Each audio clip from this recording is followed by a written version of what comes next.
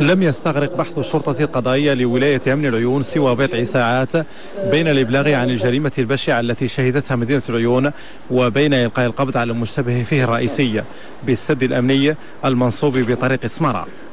أدلة مختلفة تم العثور عليها بمكان الجريمة أي بيت الزوجية، حيث تم رفع البصمات وأدوات الجريمة، مما أكد أن المشتبه فيه الرئيسي هو زوج الهالكة. الجريمة دافعها الرئيسي حسب المعطيات الأولية الغيرة والشك، حيث ارتكبت بفظاعة مبالغ فيها وقمة المأساة الرضيعة ذات السنة الأولى التي تلقت هي أيضا طعنات قاتلة اغتالت براءتها دون شفقة ولا رحمة.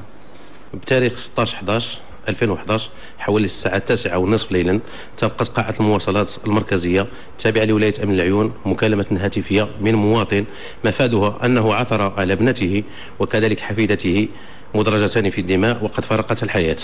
فوره تم الانتقال لعين المكان رفقة عناصر الشرطة القضائية ومختلف المصالح الأمنية بما في ذلك الشرطة العلمية والتقنية، وبعد المعاينات بعين المكان ورفع البصمات وكذلك حجز مجموعة من الأدلة بعين المكان، تم الاهتداء إلى المشتبه فيه وهو زوج الهالكة.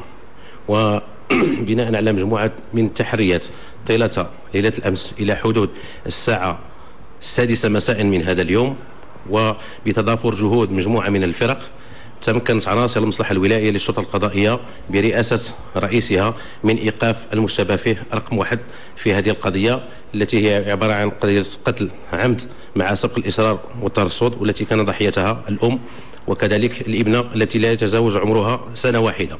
المعني بالأمر تم سياقته للمصلحة الولائية للشرطة القضائية قصد تعميق البحث وكذلك إحالته على العدالة.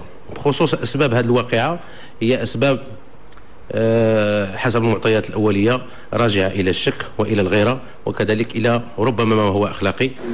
إيقاف المشتبه به تم تحت إشراف ولي أمن العيون ورئيس المصلحة الولائية للشرطة القضائية بعد جهود مضنية تكللت بإيقافه ووضعه تحت الحراسة النظرية من أجل البحث وتقديمه للعدالة.